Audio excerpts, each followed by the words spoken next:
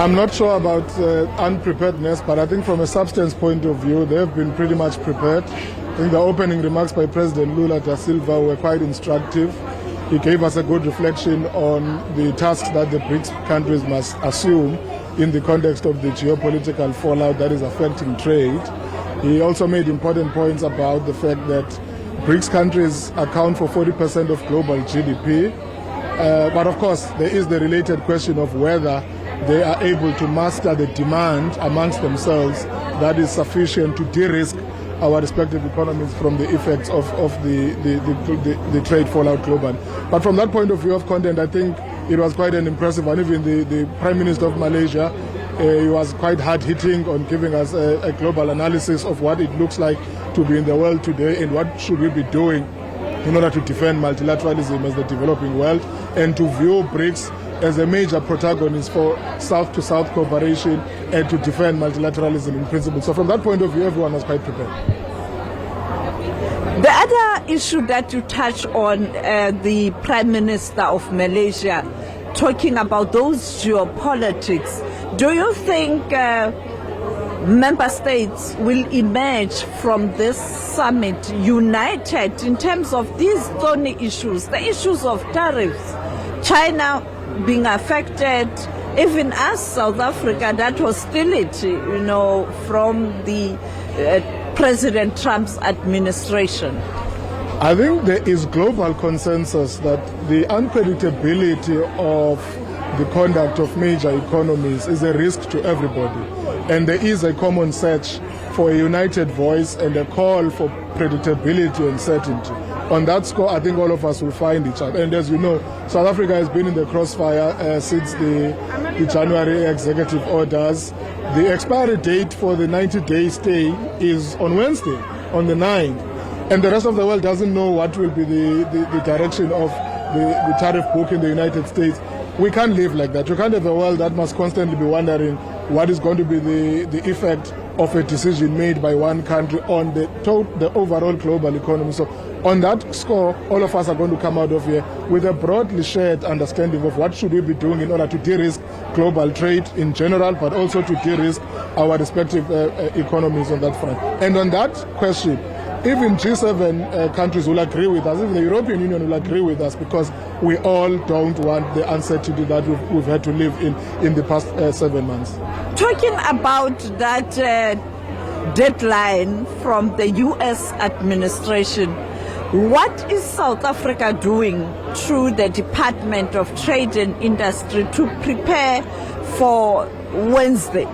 On the 26th of June, in Angola, on the sidelines of the US-Africa Business Summit, I had a very detailed discussion with the Assistant US Trade Representative, Ms.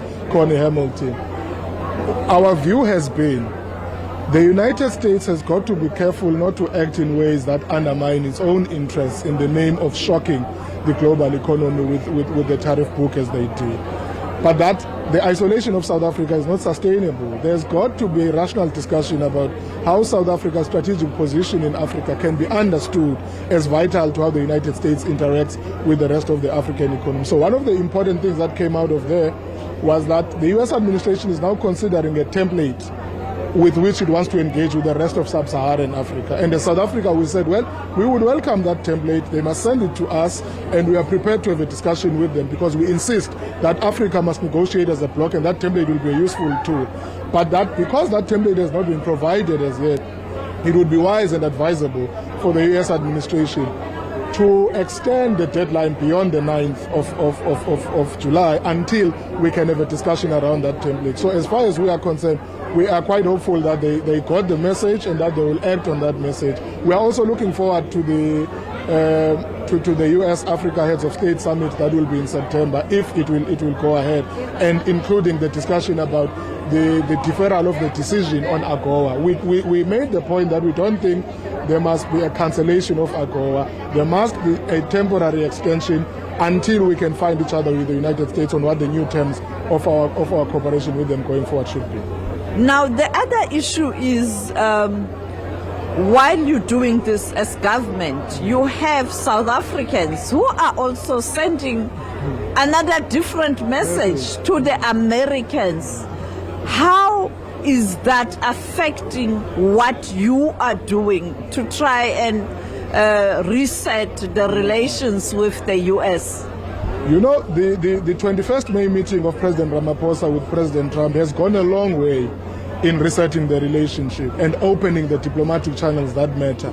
The rest of the noise that is made by other South Africans, we note it's politically concerning, but what settles us, at least what gives us comfort, is that the official negotiation channels between South Africa and the United States have been able to desensitize themselves to that noise. When we talk to our counterparts in the United States, they accept the points of fact that we are negotiating on the basis of.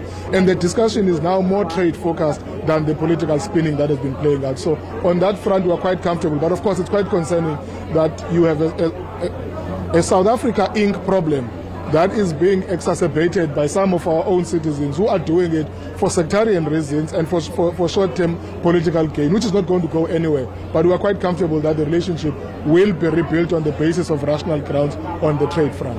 I know the Deputy Minister of Finance attended the BRICS Development Bank meeting. One issue that many people feel strong about is this issue of use of national currencies when BRICS member countries are doing business amongst themselves. That discussion, is it gaining traction? Are we likely going to hear an announcement, perhaps a developmental fund also?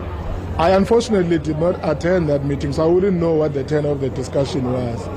But as a general rule, currency is a function of the volumes and structure of trade. So it will be a product of how we can consolidate and deepen trade amongst BRICS member countries. The settlement of trade is what justifies what currency must be utilized for that purpose. So as time goes on, that discussion will resolve itself depending on how we get going on consolidating trade volumes and improving the structure of trade within BRICS member countries. But there is no such a discussion in this plenary as yet. I don't know how it went with the Development Bank and the bankers on the other side. And finally, the president is coming, South Africa being a member of BRICS, but also the presidency of G20. What can we expect from the president in trying to pull both BRICS and G20 together to ensure a united voice, particularly on issues on the agenda? I know the UN boss, Antonio Guterres, will be here. He was in South Africa last year, trying to ensure that even the developmental goals, they find expression in the South Africa's theme. If you recall, the South African G20 theme is equality, sustainability and solidarity. That is a politics of South-to-South cooperation, of global South solidarity. It also includes Africa's centrality in the G20 agenda. So in many ways, there are continuities between the BRICS agenda and the G20 theme that South Africa has assumed. And as you correctly noted, when we started, Brazil hosted the G20 presidency previous, and South Africa hosted the BRICS chairmanship that year. So that continuity is playing itself out very nicely. And I'm quite confident that President Ramaphosa will reiterate the message that South Africa is focusing on in its G20 presidency. And it will quite resonate very well with the very discussion that has been happening here today.